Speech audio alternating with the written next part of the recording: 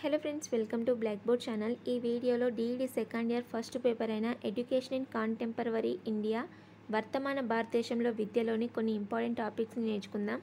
Start చేద్దాం. Sergeant committee 1944 సంవత్సరంలో ఈ సార్జెంట్ కమిటీని ఏర్పాటు చేశారు. రెండో ప్రపంచ యుద్ధం అయిపోయిన తర్వాత భారతదేశంలోని విద్యాభివృద్ధి కోసం జాన్ సార్జెంట్ అధ్యక్షతన బ్రిటిష్ ప్రభుత్వం ఈ కమిటీని ఏర్పాటు చేసింది. రెండో ప్రపంచ యుద్ధం ఎప్పుడు జరిగిందంటే 1939 నుండి 44 వరకు రెండో ప్రపంచ యుద్ధం అనేది జరిగింది. ఈ రెండో ప్రపంచ యుద్ధం అయిపోయిన తర్వాత ఈ సార్జెంట్ కమిటీని 1944 సంవత్సరంలో ఏర్పాటు చేయడం అనేది జరిగింది.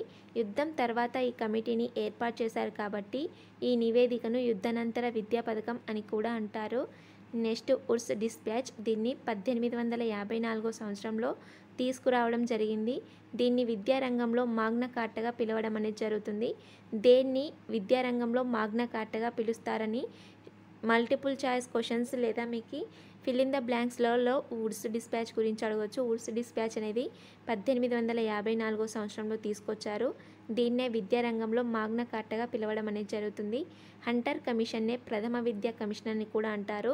ఇది 1882 సంవత్సరంలో వచ్చింది. దీన్నే భారతదేశ చరిత్రలో మొట్టమొదటి విద్యా కమిషన్గా పేర్కొనడం అనేది జరుగుతుంది. దేన్ని భారతదేశ చరిత్రలో మొట్టమొదటి విద్యా కమిషన్గా పేర్కొంటారంటే హంటర్ కమిషన్. దీన్నే ప్రథమ విద్యా కమిషన్ అని కూడా అంటారు. గోఖలే తీర్మానం, ఈ గోఖలే తీర్మానం 1911లో వచ్చింది. భారతీయులలో విద్యా వ్యాప్తి కోసం గోపాలకృష్ణ గోఖలే చాలా కృషి చేశారు. దానికోసం ఇతను 1911 సంవత్సరంలో ఇంపీరియల్ లెజిస్లేటివ్ కౌన్సిల్లో ఉచిత నిర్బంధ విద్య మీద ఒక తీర్మానాన్ని ప్రవేశపెట్టడం అనేది జరిగింది. గోఖలే తీర్మానం వచ్చింది 1911 సంవత్సరంలో.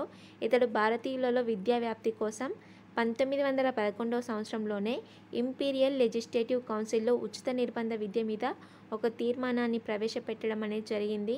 Next basic education. బేసిక్ ఎడ్యుకేషన్నే ప్రతిపాదిక విద్య అని కూడా అంటాం. బేసిక్ ఎడ్యుకేషన్ ఇచ్చింది మహాత్మా గాంధీ 1937 సంవత్సరంలో బేసిక్ ఎడ్యుకేషన్ని మహాత్మా గాంధీ ప్రకటించడం జరిగింది.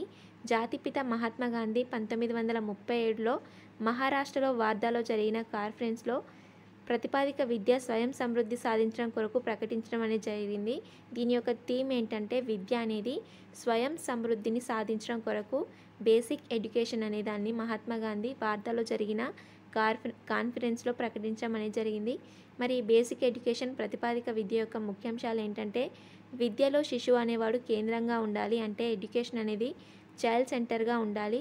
విద్య కార్యక్రమయుత కేంద్రంగా ఉండాలి. అంటే లెర్నింగ్ బై డూయింగ్గా ఎడ్యుకేషన్ అనేది ఉండాలి.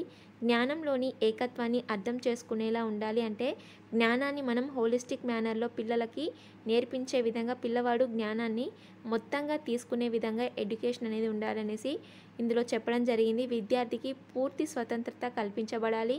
విద్య అనేది ఉత్పాదకతను కలిగి ఉండాలి. అలాగే విద్య అనేది ఉపయోగకారిగా కూడా ఉండాలి అనేసి చెప్పడం జరిగింది. చేత పని ద్వారా అనేక సబ్జెక్టులు బోధించాలంటే ప్రతి సబ్జెక్ట్ అనేది లెర్నింగ్ బై డూయింగ్గా జరగాలనేసి ఇందులో చెప్పడం జరిగింది. అలాగే విద్య యొక్క ఆశయం అనేది శిశువు సంపూర్ణ మూర్తిమత్వ అభివృద్ధిగా ఉండాలనేసి, అంటే ప్రతి పిల్లవాడి యొక్క holistic development, all over development జరిగే విధంగా ఎడ్యుకేషన్ అనేది ఉండాలనేసి చెప్పడం జరిగింది. శ్రమ యొక్క విలువను శిశువు తెలుసుకోవాలి. బోధనగా భాషగా ఉండాలి. అంటే లాంగ్వేజ్లో ఎడ్యుకేషన్ అనేది జరగాలి. విద్యా నైతికతను పెంచడంతో పాటు మంచి పౌరులుగా తయారు చేయాలి అనేసి ఇందులో పేర్కొనడం అనేది జరిగింది. ఈ ప్రతిపాదిక విద్య అనేది విద్యా పద్ధతి ఆశయాల్లో ఏమో భావవాదానికి, స్వభావంలో ప్రాకృతికవాదానికి, బోధన విధానంలో ఆచరణవాదానికి దగ్గరగా ఉండడం అనేది జరిగింది.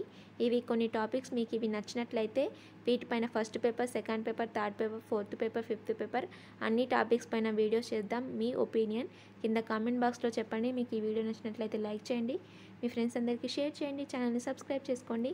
Thank you friends, thank you for watching this video.